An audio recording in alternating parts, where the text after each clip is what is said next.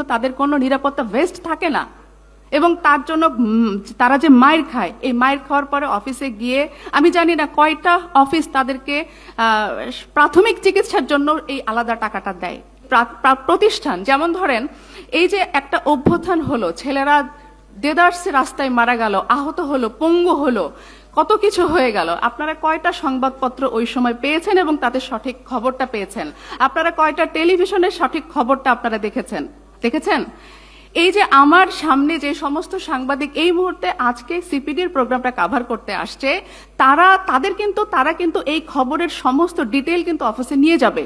এখন নিয়ে যাওয়ার পরে সেই অফিসের পলিসি কি হবে, কোন রাজনৈতিক দলকে খুশি করতে হবে, সিপিডিকে খুশি করতে হবে কিনা, কোন রিফর্ম কমিশনের সাথে আমাকে এটা কথা বলে এই নিউজটাকে এইভাবে টার্ন করতে হবে কিনা, প্রশ্নটা সেখানে। কিন্তু আপনারা কিন্তু প্রশ্নটা নিয়ে আসেন যারা সামনে কাজ করছে তাদের উপরে, কোন প্রতিষ্ঠানকে বলছেন না, মালিককে বলছেন না যে তোমার প্রতিষ্ঠানের এই জবাবদিহিতা তৈরি করতে হবে।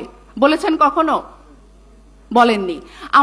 আমাদের সহকর্মীরা যারা বেতন পায় না, যাদের সংসারে বা ঢাকা শহরে থাকতে গেলে বাসা ভাড়া থেকে শুরু করে বাচ্চার অসুস্থতা, বাবা মার ওষুধ কিনতে হয়, তারা কয় টাকা বেতন পায়? যখন তারা বেতন পায় না তখন তারা সামাজিক সম্মানের ক্ষেত্রে তারা একটা চাকরি রেখে দেয় যে আমাকে বলতে হবে যে আমার একটা চাকরি আছে, কিন্তু সে কিন্তু অন্যান্য আদার্স ইনকামের উৎসের দিকে যায়, সে দুর্নীতির দিকে চলে যায়। তাহলে এই যে প্রাতিষ্ঠানিক সক্ষমতাটা আনবে কে? আমরা রিফর্ম কমিশনে বলেছি যে প্রতিষ্ঠান আমরা কিন্তু শুধুমাত্র সাংবাদিকদের সুরক্ষা, তাদের নিরাপত্তা, তাদের অর্থনৈতিক সুরক্ষার কথাই বলিনি, পাশাপাশি আমরা কর্পোরেটটাকে প্রতিষ্ঠা করার কথা বলেছি। কারণ প্রতিষ্ঠান যদি সক্ষম না হয় তাহলে তিনি বেতন দিতে পারবেন না। আমি নাম বলবো না, স্বনামধন্য প্রতিষ্ঠান, স্বনামধন্য কোম্পানির একটা মিডিয়া হাউস আছে, আমি তার কর্ণধারকে জিজ্ঞেস করলাম আপনি কিভাবে প্রতিষ্ঠান চালান? উনি খুব অবলীলায় বললেন আমি সাবসিডি চালাই। কেন আপনি সাবসিডি চালান? আপনার অন্য প্রতিষ্ঠান তো সাবসিডি দিয়ে চলে না, তাহলে আপনি এখানে কেন সাবসিডি দিচ্ছেন? তার মানে হচ্ছে আপনি এখানে কোনো সিস্টেম তৈরি করেননি অথবা তৈরি করতে দেননি, কারণ আপনি এই মিডিয়া হাউসকে বিক্রি করে ক্ষমতার কাছাকাছি যাবেন এবং ক্ষমতার কাছাকাছি গিয়ে আপনি সেটা সুবিধা আদায় করবেন। আপনার সাইনবোর্ড হচ্ছে এই মিডিয়া হাউসটা। সরকারকে আমরা বলেছি যে যখন আপনি সাংবাদিককে টাকা দিতে হলে প্রতিষ্ঠানকে সক্ষমতা আনতে হবে। শুধু প্রতিষ্ঠানের সক্ষমতা কিভাবে আসবে? সরকারের কাছেও কিন্তু অনেকগুলো অনেকগুলো সমস্যা আছে। যেমন সরকার তাদের বকেয়া যে বিজ্ঞাপনের টাকা, সেই বিজ্ঞাপনের টাকাটা ঠিক মতো দেয় না। এখন আমরা এটা বলেছি যে আপনারা বিজ্ঞাপনের টাকাটা ঠিক মতো দেন, ওই প্রতিষ্ঠানটার দাঁড় হোক, তাদের বেতন এবং অন্যান্য জায়গাগুলো তৈরি হোক। এখন মালিকরা এই রিপোর্টটা সাবমিট হওয়ার পর মালিকরা সরকারের সাথে বিজ্ঞাপন নিয়ে নেগোসিয়েশন করছেন, তাদের মিডিয়া লিস্টিং নিয়ে নেগোসিয়েশন করছেন, কিন্তু আমার কোন সাংবাদিক ভাই বোনেরা কি মালিককে গিয়ে বলেছেন যে ভাই বা স্যার আপনি যে আপনার মিডিয়া লিস্টিং এবং সরকারের সাথে বিজ্ঞাপনের এই বিষয়টা নিয়ে নেগোসিয়েশন করছেন, তাহলে আমাদের বেতনের কি হবে? রিপোর্টে, আমাদের রিফর্ম কমিশনের রিপোর্টে তো বেতনের কথাও বলা হয়েছে, আমাদের সুরক্ষার কথা বলা হয়েছে। এই যে সাংবাদিকরা যখন স্পটে যায় তখন কিন্তু তাদের কোনো নিরাপত্তা ভেস্ট থাকে না, এবং তার জন্য তারা যে মাইর খায়, এই মাইর খাওয়ার পরে অফিসে গিয়ে আমি জানি না কয়টা অফিস তাদেরকে প্রাথমিক চিকিৎসার জন্য এই আলাদা টাকাটা দেয়। আমি দীর্ঘদিন কাজ করেছি, আমার তো একে তো আমি মেয়েদেরও অনেক ধরনের প্রবলেম থাকে, অনেক ফেস করতে হয়, অনেক স্ট্রাগল করতে হয়, অনেক যুদ্ধ করতে হয়।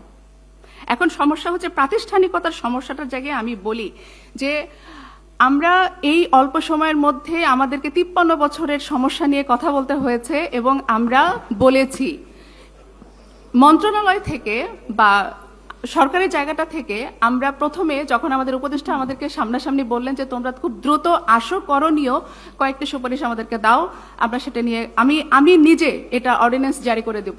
আমরা পরের দিন আবার অফিসে গেলাম, অফিসে গিয়ে বললাম যে যেটা তত্ত্বাবধায়ক সরকারের পক্ষে অর্ডিন্যান্স জারি করা সম্ভব হবে সেটা যেটা সম্ভব, ডক্টর ইউনূসের পক্ষে যেটা সম্ভব, তার সরকারের পক্ষে যেটা সম্ভব সেটা আমরা তাৎক্ষণিকভাবে পরের দিন করে দিয়েছি, যাতে অন্তত পক্ষে কিছু একটা অন্তত করে যেতে পারেন।